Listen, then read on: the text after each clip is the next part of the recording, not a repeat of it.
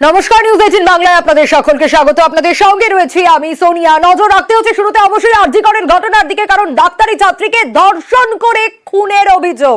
রাতেই আমরা দেখেছি দফায় দফায় হাসপাতাল চত্বর থেকে পুলিশের জালে এক ঘটনাস্থল থেকে উদ্ধার হয়েছে ছেঁড়া হেডফোনের তারের অংশ, আর সেই সূত্র থেকে গ্রেপ্তার করা হয়েছে সঞ্জয় রায়কে। পুলিশ সূত্রে যে খবর পাওয়া যাচ্ছে, এই সঞ্জয় রায় বহিরাগত। হাসপাতালে এই সঞ্জয় রায়ের অবাধ যাতায়াত আমরা দেখেছি। রাতেই হাসপাতাল চত্বর থেকে ঘটনাস্থলে উদ্ধার ছেঁড়া হেডফোন, আর তার সূত্র ধরেই গ্রেপ্তার। আরো বিস্তারিত এই বিষয়ে অমিত আমাদের জানাতে পারবে। অমিত, যে সঞ্জয় রায়ের নাম উঠে আসছে, এই সঞ্জয় রায় আসলে কে, কি জানা যাচ্ছে এখনো পর্যন্ত?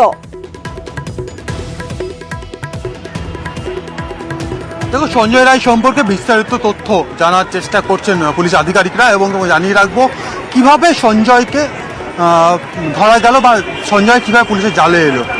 ঘটনা যেখানে ঘটনাস্থল অর্থাৎ সেমিনার রুমের কোনো ক্লোজ সার্কিট ক্যামেরা নেই, কিন্তু এই সেমিনার রুমে যাওয়ার যে রাস্তাগুলি রয়েছে তার মধ্যে চেস্ট মেডিসিন বিভাগ রয়েছে। সেখানকার যে ক্লোজ সার্কিট ক্যামেরা রয়েছে সেই ফুটেজ খতিয়ে দেখার কাজ শুরু করেছিলেন পুলিশ আধিকারিকরা বা তদন্তকারী অফিসারেরা। এবং সেখানে আগের দিন রাত, অর্থাৎ যেহেতু ময়নাতদন্তের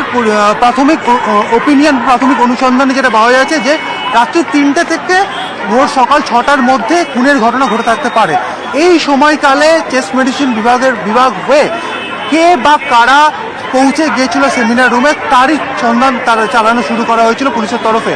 পুলিশ সূত্র থেকে যেটা জানা যাচ্ছে, রাত্রি 3:20 পরে এক ব্যক্তিকে হেলমেট হাতে চেস্ট মেডিসিন বিভাগের পাশ দিয়ে দেখা যায় ভেতর দিকে যেতে, এবং অনেকটা সময় পরে সেই ব্যক্তিকেই একইভাবে হেলমেট হাতে নিচে নেমে আসতে দেখা যাচ্ছে। জরুরি বিভাগের ক্লোজ সার্কিট ক্যামেরা ফুটেজ তাকে ধরা পড়ছে, এবং তারপরে শুরু হয় এই ব্যক্তিকে, সে কেন আরজি কর হাসপাতালে এসেছিল, ওই রাতে কেন এসেছিল, শুরু হয় তার তথ্য সন্ধান। এরপরে জানা যায় সঞ্জয় রায় তার নাম, সে তার অবাধ যাতায়াত রয়েছে এই হাসপাতালে, এবং তাকে সাসপেক্ট করা হয়। তারপরে যে বিভিন্ন যে তথ্য ওখান থেকে যে বিভিন্ন জিনিসপত্র, তার মধ্যে হেডফোনের ছেঁড়া তার অংশ সেখান থেকে পাওয়া যায়। এই বিষয়গুলো কিন্তু সূত্র তুলে ধরে পুলিশের হাতে। এবং একই সঙ্গে যে সঞ্জয় রায় বলে ছেলেটিকে ইতিমধ্যেই পুলিশের জালে এসছে, তার টাওয়ার লোকেশন ট্র্যাক করা হয় পুলিশের তরফে, এবং দেখা যায় একদম ওই দিন রাতে টাওয়ার লোকেশন ঠিক আরজি কর মেডিকেল কলেজের যে জরুরি বিভাগ রয়েছে। আমি ক্যামেরা পার্সনকে বলবো একবার জরুরি বিভাগকে দেখানোর জন্য, যে এই যে জরুরি বিভাগ, সেই জরুরি বিভাগের এখানেই কিন্তু টাওয়ার লোকেশন পাওয়া যায় সঞ্জয়ের ঠিক ওই সময়টাতে। সেই জায়গা থেকে আরও পুলিশ সুনিশ্চিত হতে পারে, এবং তারপরেই তাকে নিজেতে এই মুহূর্তে তাকে জেরা করা হচ্ছে। এবং কারণ এই ঘটনার সঙ্গে সে একা যুক্ত না, আরও কেউ যুক্ত রয়েছে। পুরো বিষয়টা কিন্তু এই মুহূর্তে জেরা পর্বে রয়েছে বা তদন্ত করে দেখা হচ্ছে পুলিশের তরফে। বেশ অমিত, ডাক্তারি ছাত্রীকে অত্যাচার করে খুনের ঘটনা আপনাদের জানিয়ে রাখি। আরজি করে এই ঘটনায় এখনো পর্যন্ত একজনকে গ্রেপ্তার করা গিয়েছে, সঞ্জয় রায়। যে সঞ্জয় রায়ের কথাই এতক্ষণ পর্যন্ত আপনাদের জানাচ্ছিলাম।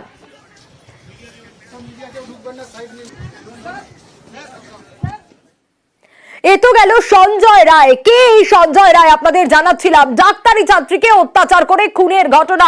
পুলিশের তরফ থেকে প্রাথমিক অনুমানে কি জানা যাচ্ছে, ইনকোয়েস্ট রিপোর্ট কি বা বলছে এই ইনকোয়েস্ট রিপোর্ট, আরো বিস্তারিত অবশ্যই আপনাদেরকে জানাবো। তবে তার আগে আরো একবার জানাই, পরিচিতই কেউ খুন করেছে বলে দাবি করা হচ্ছে পুলিশের তরফ থেকে। প্রতিহিংসা থেকেই খুন বলে দাবি করা হচ্ছে। প্রাথমিক ইনকোয়েস্ট রিপোর্ট কি বলছে, আরো বিস্তারিত এই বিষয়ে জানবো। তবে তার আগে আরো একবার জানাই, ডাক্তারি ছাত্রীকে অত্যাচার করে খুনের ঘটনা, আঘাতের চিহ্ন রয়েছে।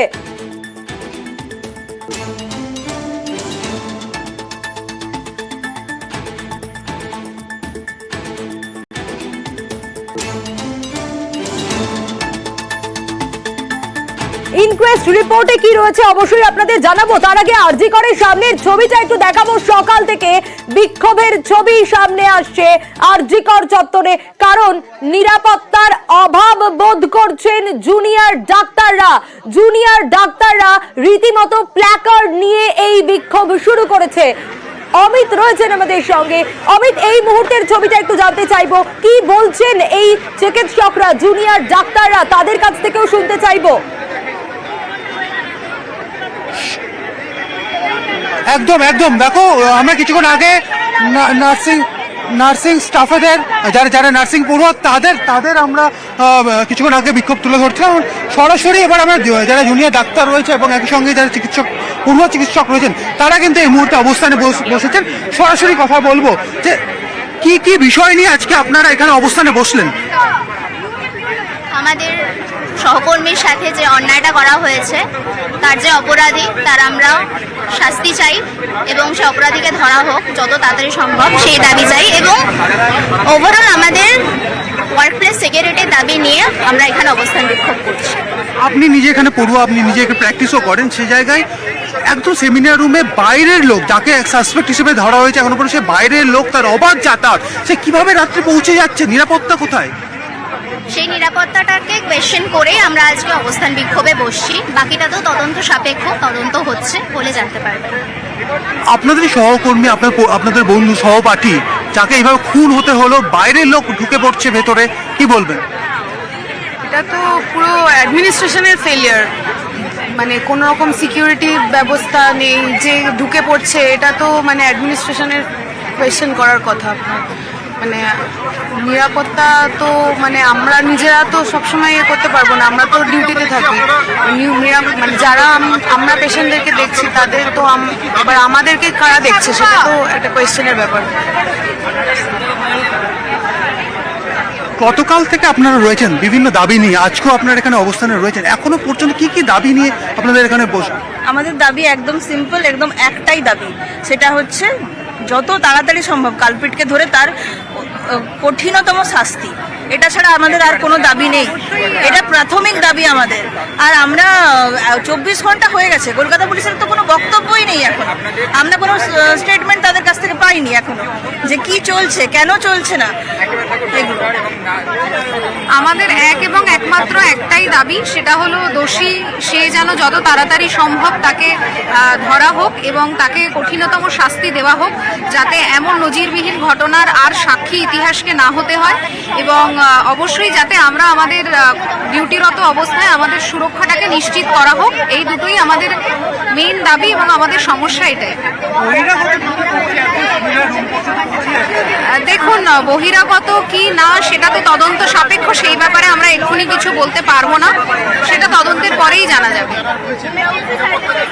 বুঝতে পারছো যে গতকালও তারা বিভিন্ন দাবি দেওয়া তারা তুলেছিলেন, নিজেদের নিরাপত্তা দাবি তুলেছিলেন, তারা সিকিউরিটি রিজনের কথা যেমন বলছিলেন, জুডিশিয়াল এনকোয়ারি তারা দাবি তুলেছিলেন। এবং আজকে তারা সরাসরি আরজিকর মেডিকেল কলেজে এমার্জেন্সির বাইরে যারা পড়ুয়া চিকিৎসক রয়েছেন তারা যেমন বসে পড়েছেন এবং তারা যেমন বলেছিলেন গতকাল যে তারা নন এমার্জেন্সি কাজ তারা করবে না, সেই দাবিতে তারা যেমন অনড় রয়েছে এবং একই সঙ্গে তাদের নিজেদের নিরাপত্তার দাবি তারা অনড় রয়েছে এবং একই সঙ্গে তাদের সহপাঠী, তাদের কলিগ, সহকর্মী তাকে খুন হতে হয়েছে, অবিলম্বে যাতে দোষীরা শাস্তি পায় সেই দাবিতে তারা কিন্তু অনড় রয়েছে।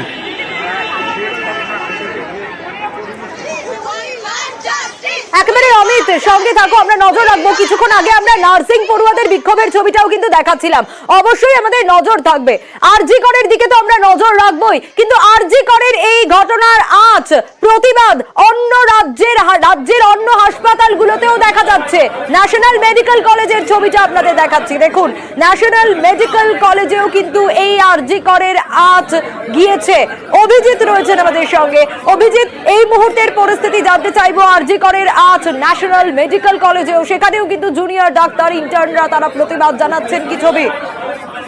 সোনিয়া, শুধু আরজিকর মেডিকেল কলেজ নয়, কলকাতার বাকি যে 4টি মেডিকেল কলেজ, সরকারি মেডিকেল কলেজ আছে, সর্বত্রই জুনিয়র ডাক্তার, ইন্টার্ন, নার্স থেকে আরম্ভ করে চিকিৎসকরা, সিনিয়র ডাক্তাররা প্রত্যেকেই এই ঘটনার তীব্র প্রতিবাদ করছেন এবং বিভিন্ন জায়গাতেই সম্পূর্ণভাবে কাজ বন্ধ হয়ে গেছে।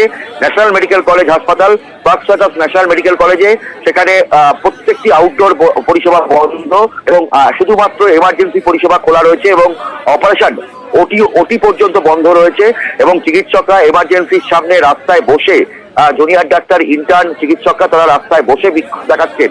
একই ছবি প্রায় কলকাতা মেডিকেল কলেজ হাসপাতাল, কলেজ স্ট্রিটের কলকাতা মেডিকেল কলেজ হাসপাতাল, সেখানেও বিভিন্ন আউটডোর বন্ধ আছে, শুধুমাত্র জরুরি পরিষেবা খোলা রয়েছে, অর্থাৎ এমার্জেন্সি খোলা রয়েছে। রিজিওনাল ইনস্টিটিউট অফ অপথলমোলজি আরআইও, সেই আরআইওতেও সেখানেও আউটডোর পরিষেবা সম্পূর্ণ স্তব্ধ, অর্থাৎ চোখের চিকিৎসার জন্য সম্পূর্ণ আউটডোর পরিষেবা স্তব্ধ হয়ে রয়েছে। চিকিৎসকদের বক্তব্য যে ঘটনা ঘটেছে সেই ঘটনা মানা যায় না এবং এই ঘটনায় অবিলম্বে কঠোর ব্যবস্থা গ্রহণ করতে হবে এবং সেই দাবিতেই কলকাতা, যেমন রাজ্যের বিভিন্ন প্রান্তে বিক্ষোভ চলছে, কলকাতারও বিভিন্ন মেডিকেল কলেজগুলোতে ডাক্তার, নার্স, ইন্টার্ন প্রত্যেকে জুনিয়র ডাক্তাররা তারাও বিক্ষোভে সামিল হয়েছে। সোনিয়া। অভিজিৎ, বেশ, আমরা দেখলাম ন্যাশনাল মেডিকেল কলেজের ছবিটা, কিন্তু আরজি করের আঁচ শুধু ন্যাশনাল মেডিকেলে পড়েছে তা নয়, জেলাতেও পড়েছে। রাজ্যের বিভিন্ন মেডিকেল কলেজ হাসপাতালগুলোর ছবিও দেখাচ্ছি। বাঁকুড়ার সম্মেলনের ছবিটা আপনারা দেখছেন, এখানেও কিন্তু একই ছবি, একেবারে প্ল্যাকার্ড নিয়ে বসে পড়েছেন ছাত্রছাত্রীরা, জুনিয়র চিকিৎসক যারা রয়েছেন, ইন্টার্নরা যারা রয়েছেন। প্রিয়ব্রতর কাছ থেকে জানবো। প্রিয়ব্রত, বাঁকুড়ার সম্মেলনের ছবিটা জানতে চাইবো। দেখো, বাঁকুড়া সম্মেলন মেডিকেল কলেজের কিন্তু হাত পড়েছে, আরজি কলেজে ছাত্রী মৃত্যু হয়েছে এবং ডাক্তার ছাত্রীর মৃত্যুর পরে কিন্তু তদন্তে এবং এই যে মৃত্যু হচ্ছে নিরাপত্তা ব্যবস্থা, সেই নিরাপত্তা ব্যবস্থার দাবিতেও তারা কিন্তু কর্মবিরতি করছেন। কর্মবিরতি রয়েছে 240 জন পোস্ট গ্রাজুয়েট ট্রেনি রয়েছেন, 270 জন ইন্টার্ন রয়েছেন এবং 60 জন হাউস স্টাফ এই কর্মবিরতিতে অংশগ্রহণ করেছেন। তারা দাবি করছেন যে নিরাপত্তা ব্যবস্থার বড়বাদের তুলে ধরা হয়, যে নিরাপত্তা ব্যবস্থার খামতি রয়েছে, সেই কারণে জুনিয়র ডাক্তার থেকে শুরু করে চিকিৎসক, সিনিয়র ডাক্তার সকলেই কিন্তু ভয়ভীত হন এবং তারা কিন্তু চিকিৎসা দিতে এসে বারবারই মারমুখী জনতার মুখে পড়তে হয়েছে এবং তারপর কিন্তু চিকিৎসকরা তাদের কাজ করে গিয়েছেন, কিন্তু কোন রকম ভাবেই চিকিৎসক মহল বা সরকারের পক্ষ থেকে কিন্তু তাদের নিরাপত্তা সুনিশ্চিত করা হয় না। যেভাবে এই ছাত্রীর মৃত্যু হয়েছে তাকেও তদন্তভার প্রথমবার তুলে দেওয়া হয়নি, তখন কিন্তু টালবাহানা করা হয়েছিল এবং তার পরবর্তীকালে যখন ছাত্রছাত্রীরা যখন খেপে ওঠেন, যখন আন্দোলনে নামেন, তখন কিন্তু সেভাবে তদন্ত করা হচ্ছে এবং সেই কারণে তারা চাইছেন আগে থেকেই সঠিক তদন্ত করা হোক এবং নিরাপত্তা সুনিশ্চিত করতে হবে ইন্টার্ন সহ ডাক্তার স্টাফদের এবং তারপরেই তারা কিন্তু কর্মবিরতি তুলবেন। এখন তারা কিন্তু ইমার্জেন্সি গেটের সামনে কর্মবিরতি রয়েছে। তারা দাবি করছেন যতক্ষণ না এই ছাত্রী যে মৃত্যু হয়েছে, ডাক্তার ছাত্রীর সেই পড়ুয়ার যত মৃত্যু হয়েছে, সেই তদন্তভার যখন ঠিকঠাক না তুলে ধরা হবে এবং প্রকৃত যে দোষী তাকে কঠোরতম শাস্তি দিতে হবে এবং সেই শাস্তি যেন এমন হয় যাতে কোনোদিন আর কোনো ধরনের এই ধরনের ঘটনা না ঘটে, সেই দৃষ্টান্তমূলক শাস্তি দেওয়া হোক এবং নিরাপত্তা সুনিশ্চিত করা হোক, তারপরে কিন্তু তারা কর্মবিরতি তুলবেন। শুনিয়া। বেশ, প্রিয়ব্রত, আরজি করের ছবি যেরকম আপনাদের দেখাচ্ছি, তারই পাশাপাশি ন্যাশনাল মেডিকেলের ছবিটাও দেখাচ্ছি। শুধুমাত্র আরজি করেই এই ঘটনা নয়, এই আরজি করের ঘটনার আজ প্রতিবাদ কিন্তু দেখানো হচ্ছে অন্যান্য মেডিকেল কলেজগুলোতেও। ন্যাশনাল মেডিকেল কলেজের ছবিটাও আপনারা দেখছেন, সেখানেও কিন্তু জুনিয়র চিকিৎসকরা, ইন্টার্নরা তারা কিন্তু ইতিমধ্যেই প্রতিবাদ বিক্ষোভ দেখাচ্ছেন, অবস্থানে বসেছেন। আমরা নজর রাখবো এই খবরে, অবশ্যই আমাদের নজর থাকবে। একটা ছোট্ট ব্রেকের পর ফিরে আসছি, সঙ্গে থাকুন।